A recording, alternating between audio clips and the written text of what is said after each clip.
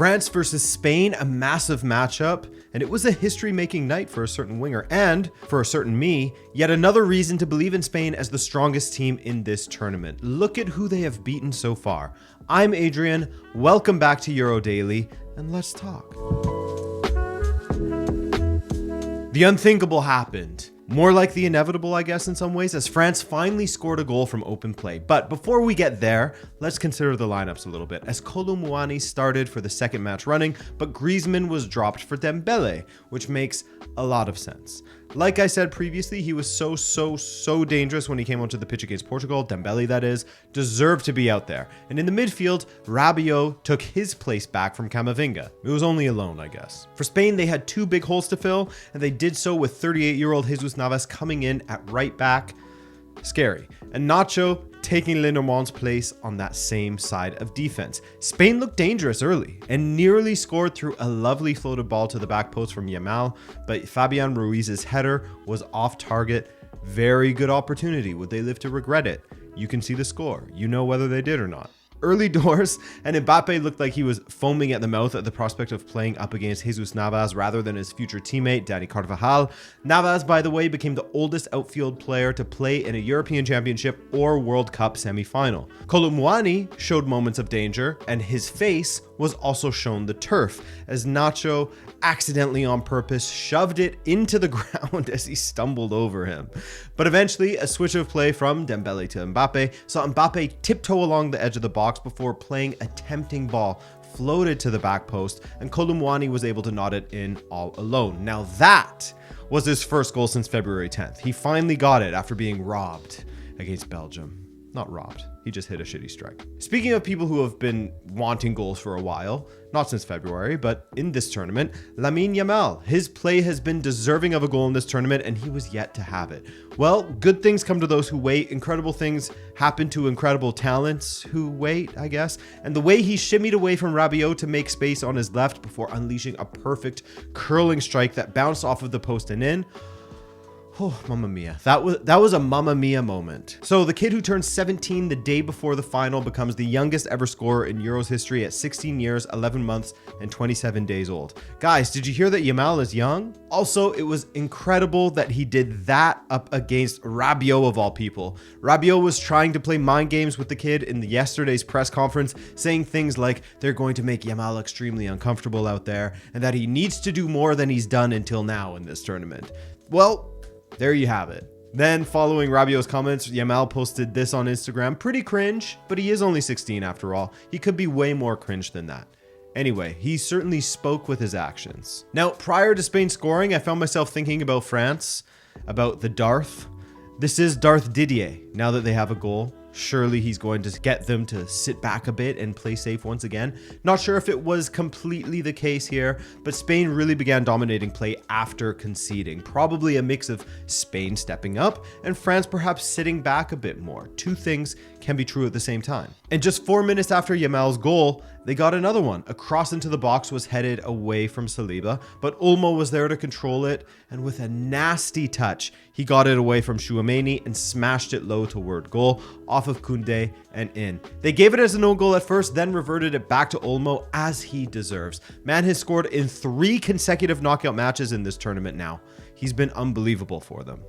Also unbelievable, in this context of the tournament, that is, but France conceding more goals in 25 minutes of this match than in the entirety of their tournament combined. Anyway, the rest of the half played out in a similar fashion, with Spain looking the more dangerous team, while in the second half, France had some dangerous moments early. There was the Tchouaméni header, the most dangerous of them all in the early times, as well as Navas getting run a bit ragged by Mbappé and pulling something, I think. He went off injured, unfortunately, though being 38 at this stage of the tournament against a dude like Mbappé, it's going to happen. So Navas off for Vivian, and Nacho moved to right back, which is how I thought they would actually line up from the beginning, but they went the other direction. How did Nacho do at right back? Pretty good. For their part, France made a triple sub after an hour, bringing on Barcola, Griezmann, and Camavinga for Rabiot, Kante, and Kolo Muani. France trying to get their attack going, but every time they would press up on the Spanish players would just knock the ball to one of their fullbacks that was up on the pitch, right on the touchline and bypass them easily. Later, my dream would come true with Giroud entering the pitch. Not exactly my dream, but something that as a neutral in this one, I would have wanted to see earlier, as France often don't have a presence in the box in this tournament. It's really crazy to see. And when you think back on what's different from this tournament compared to other ones, no Giroud. However, Spain did have a scare in the 76th minute when Fabian Ruiz took a poor touch inside his own box, the second time he'd done that, and Teo hammered it over the bar. Maybe on his left he would have hit it under the bar, but it was on his right, unfortunately. But he wasn't the only one who boinked one over the bar. Kylian Mbappé had an opportunity where you would have bet on him to score 9 times out of 10, running at pace against defenders who are backtracking, cutting inside with so much space between him and Vivian, and he put it way over the bar. That felt like the moment. And this French setup with Griezmann out there, with Barcola, with Giroud, this felt like the team that should have started, but Darth Didier wants to be so reserved. At the end of it all, France couldn't find a goal. Mbappé and Teo coming the closest, you could say, but nothing closer than that. Spain win once again, their 6th win in a row at this tournament, and they just look like a team that is rolling their way to the title. Every challenger that has come up against them has been dispatched of.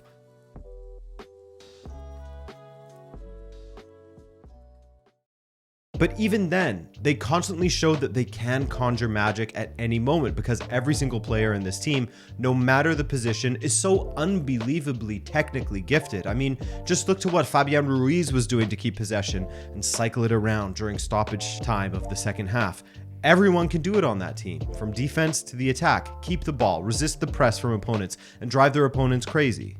Because the identity of Spanish football is so deep, it's so ingrained in every single player, they are so fluid and perhaps the most cohesive team in the entire tournament when it comes to playing with an identity and playing effectively within that identity.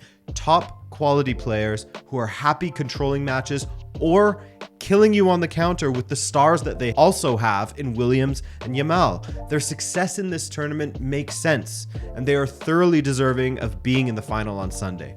No question. It's nice when that happens in international football, or just in tournament ball in general. Oh, and where previously Barcelona held up the Spanish national team, the North is having their moment as Spain ended the match with 5 Basques and a Navarran out there. Shout out to the north of Spain.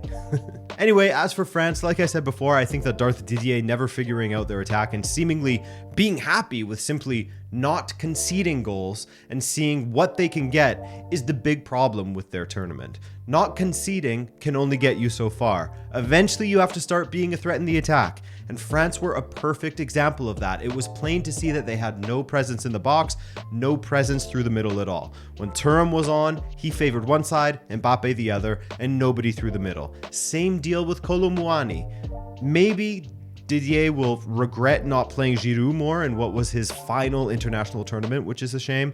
Respect to Giroud, he retires from the international team as France's all-time top scorer with 57 goals. As for the guy who will pass him in the scoring charts, probably Mbappé, it was an extremely forgettable tournament for him, not just because he got his nose rearranged, but because his finishing was quite poor by his own standards. 1 goal from a penalty, and the rest were all either tame for the keeper, or on the wrong side of the post, or flying over the bar like his chance with just a few minutes remaining in the match. Super forgettable for him and France, but France have a good, solid, young base and will continue to be a top contender for any tournament they go into. Would love to see a coach that doesn't play so negatively, though. Maybe negatively is the wrong word, but Darth Didier is a coach who plays so contently, like when they aren't conceding, but they aren't winning, he seems to be happy still. That's a shame with the talent he has in this team. Anyway, we'll soon see who Spain will be playing on Sunday, as tomorrow we have the Netherlands and England. I'll be here tomorrow, assuming I don't lose power or something due to the storm that's coming. But I intend on being here tomorrow. I'm Adrian. Thanks as always for watching, and I'll see you tomorrow. Ciao.